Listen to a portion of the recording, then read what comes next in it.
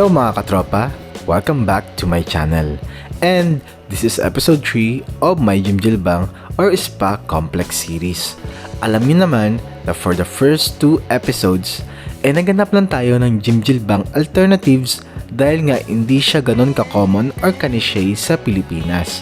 Pero for this episode, I'm gonna feature the pioneer of a Chinese mega spa dito sa Pinas. Technically, sila talaga ang pinakauna since 2017 pa nung sila ay unang nagbukas, and even after the pandemic, they're still standing unlike its previous competitor way back 2017. So tara, sa Yatay Spa. Here's their reception area. I went here on a Sunday expecting na madaming tao, but for some reason, onti lang pala. Of course, may free candies na agad. Ito pa lang alam mo ng legit na Chinese spa, complimentary candy while waiting to be accommodated. Sa reception area, may kids play pen din. So, kahit mga bata, mag-e-enjoy din naman.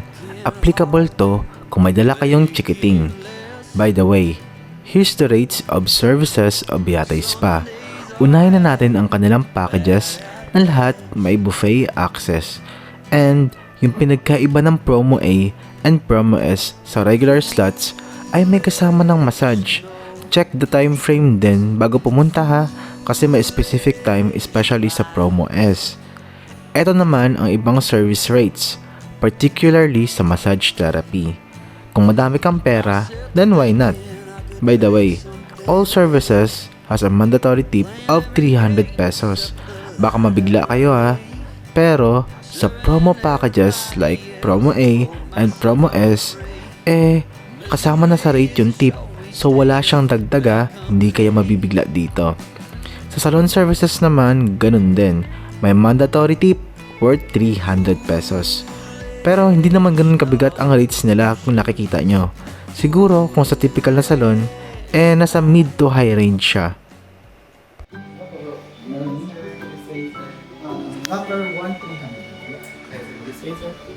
To be honest, mababait ang staff nila. Very accommodating at speed naman talaga pag may kailangan ka. They will guide you all throughout kahit na bago ka pa lang sa ganitong klase ng spa. Double lock ang locker nila for safety, and provided na din pala ang garments. Plus, if ayaw mo ng completely naked, they even provide disposable shorts. So ito yung kanilang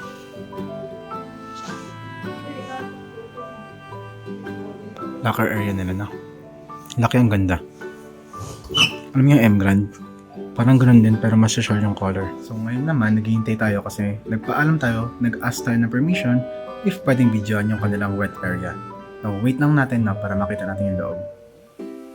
So eto ang wet area nila for men. Dito pa lang sasabihin ko na agad, ang laki ng entertainment pool nila. May jet water din if want mo magpa-hydrotherapy. So kahit di ka mag-avail ng massage, if okay ka na for water massage, then hindi ka nalugi dito. Avail mo lang yung 888 access for 12 hours at magbabad ka dito, edi sulit. Ito naman ang highlight na crucial talaga sa isang Jimjilbang experience. Legit na hot and cold plunge. Etong yin and yang pool nila, literal na contrast therapy. Walang tapon ika nga. Mainit talaga as expected sa isang onsen, at ang kabila nagyayelo sa lamig for muscle recovery. Syempre, may sauna din. In fairness napakalaki ng dry sauna nila dito. I mean, 2 kwarto ang size niya at talagang marerelax ka kasi naman ang aesthetic ng design. Baka nga makatulog ako dito, pero for safety, in moderation lang. Parang may pool pa nga sa loob kaso wala lang tubig. Pero sa tingin ko, kung mas madami pa at consistent ang customers, baka ma-utilize ang empty pools, pero ang ganda talaga niya. Laki. So 2 room. Spacious talaga. May steam room din sila.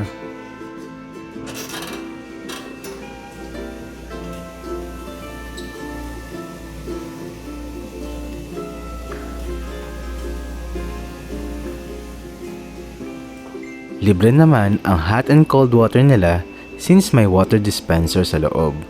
Pero, yung ice cream and other flavored drinks na wala sa buffet area, may bayad. Hindi naman siya overly priced, kaya kudos sa Yatay Spa for the good pricing. Tara, pasok ka tayo sa loob. Pero bago yan, may mga merchandise pala sila na for sale din at pwede nyo mauwi. Ang gandang remembrance din yan na magagamit nyo din talaga.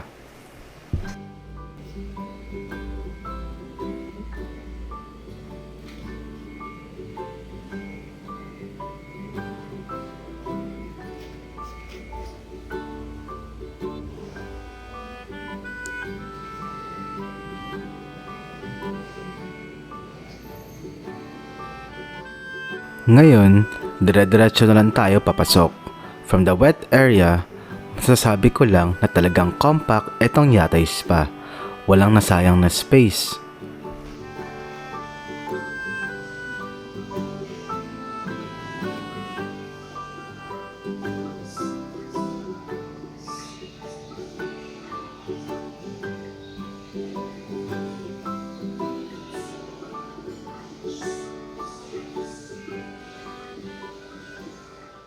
So here's my spa garments. You can see the logo in the front na talaga namang may trademark, and I love how comfy it is. Sa likod kasi, kita nyo naman na walang logo pero maganda yung embroidery sa harap at ang ganda din talaga ng tela niya. This is a typical garment for a non-VIP member. VIP? Bakit VIP ka? Oh, talo mo pa ako. Naka-VIP ha. So unang bubungad ay yung arcade games nila. Tara, laruin natin para mapakita ko sa inyo na talagang gumagana siya at hindi na kailangan ng tokens or extra fees maliban na lang sa claw machine since may prizes.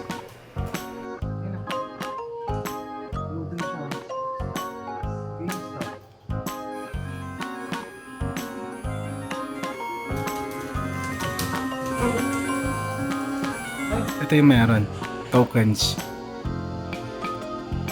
Siyempre may price kaya may bayad. Pero itong arcade wala naman. For free lang. Sundukan din sa banda.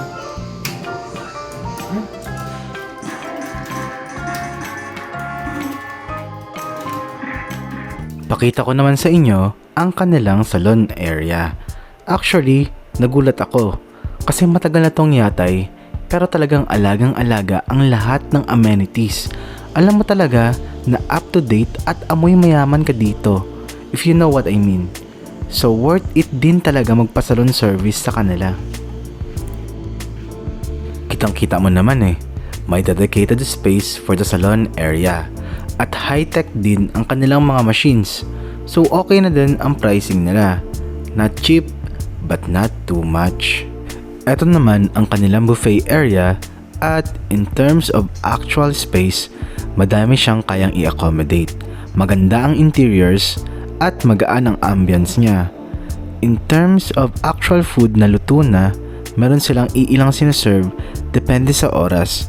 Onti lang yung luto ng spread, but don't be disappointed. Kasi majority ng Chinese dishes nila ay served upon request. Kasama yung dim sum. So fresh talaga siya. Ang kagandahan sa buffet nila is walang time frame. Ibig sabihin, magpaluto ka lang anytime as long na andun ka sa oras na binook mo sa Yatay Spa, make sure lang na may buffet yung access mo para hindi ka magkaroon ng additional charges. So subukan natin ang ilang dishes na in-order ko. Taste test kumbaga. Ignore mo na lang kung hindi ako kagapuhan na. Ang mahalaga, masarap ang food nila. Ngayon, pakita ko lang ng konti ang feeling ng iba nilang dim sum at tikman na din natin. Sasabihin ko na ha, masarap din talaga ang food nila. Walang tapon at mapapakain ka talaga, so walang sense mag-diet dito.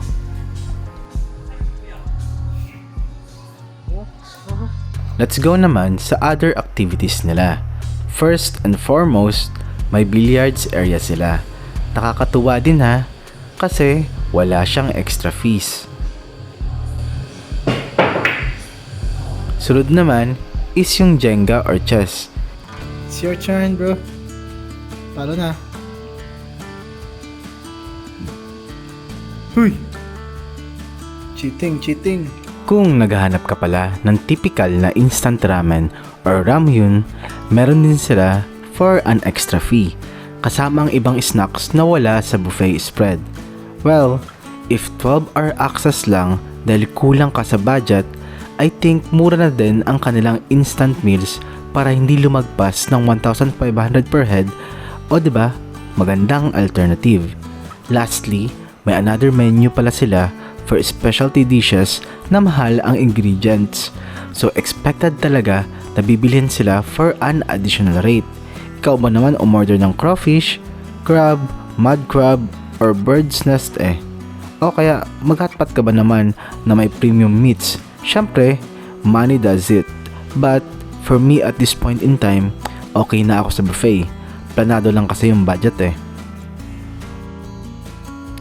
Sa taas pala located ang kanilang iba't ibang rooms. Well, if nag-book ka via Agoda or via Facebook, then good for you. Maganda naman kasi talaga ang rooms nila. Tara, samahan niyo ako, lakad tayo ng konti dito.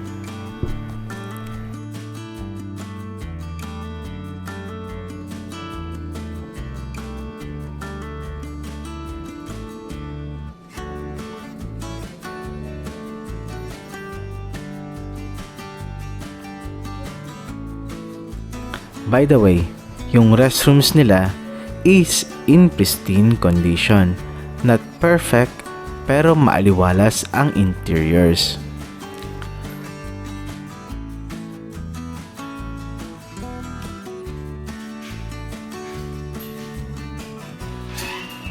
Kung gusto mo pala kumain ng fruits or bumili ng cocktails, may carving station sila dito sa taas. Pwede ka bumili since separate siya sa buffet spread.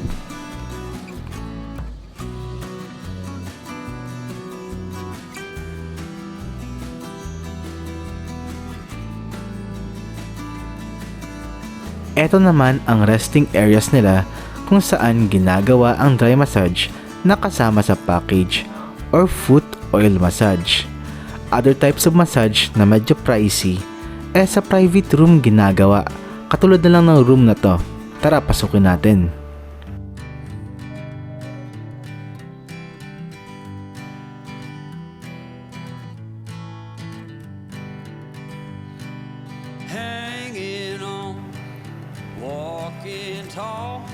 Syempre, eto na, papamassage na tayo. Sayang naman yung 2,241 package na may kasamang massage if hindi natin gagamitin.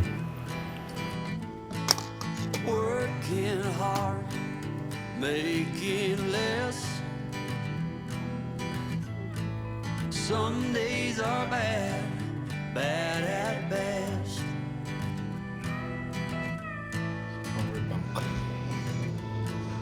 Foolish notions, foolish lies.